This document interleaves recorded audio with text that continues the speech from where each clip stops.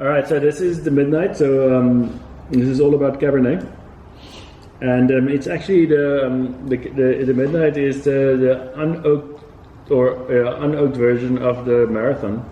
It's 2018 vintage, and it's all from Tulbagh.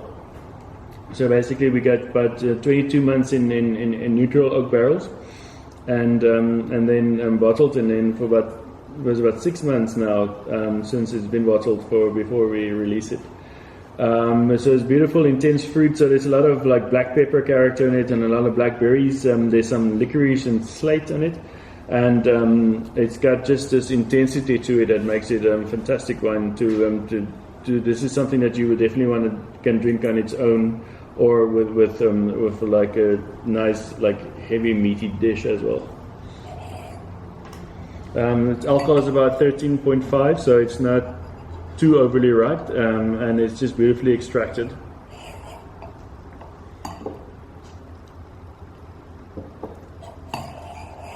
What do you think?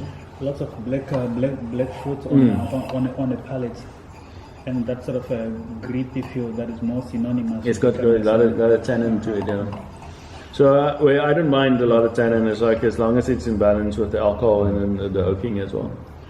It's very easy to chase power within a Cabernet Sauvignon, but I find this wine to have much more versatile grace into it. Like you said, you can actually have this wine on its own, yeah. But it's also something that you can call for when there's like proper homey food before you.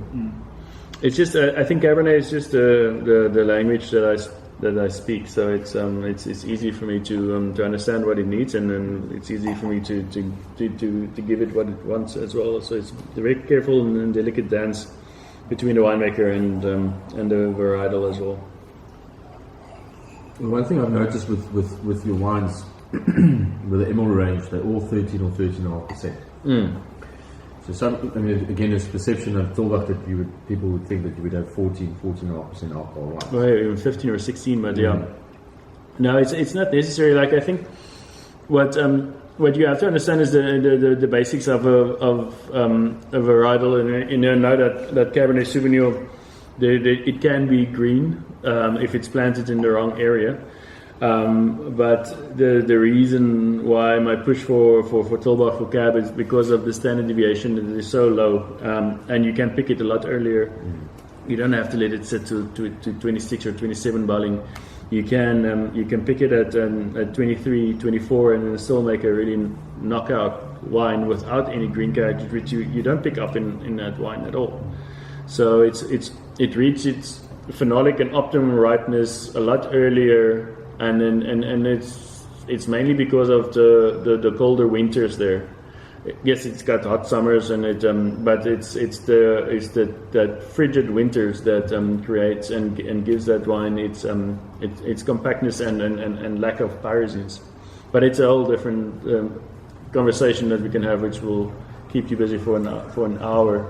Why it does that? But in short, that's what it is. So I think. Power, weight, very well balanced oak, and an in-balance alcohol gives you that trifecta of just a beautiful composure of this varietal, which is I think it's a beautiful, great value for price or wine that you can find. What's the barrel regime in here? About third and fourth full. No, so there's no new oak. You see, that also gives it that. So the oak really just forms that backbone to the wine. Yeah, it gives it warmth, but it's you still get a fair amount of oaking on this. From this, I think we in this is Mercury and Taranso barrels, but still it's in balance and all that for the process. Yeah.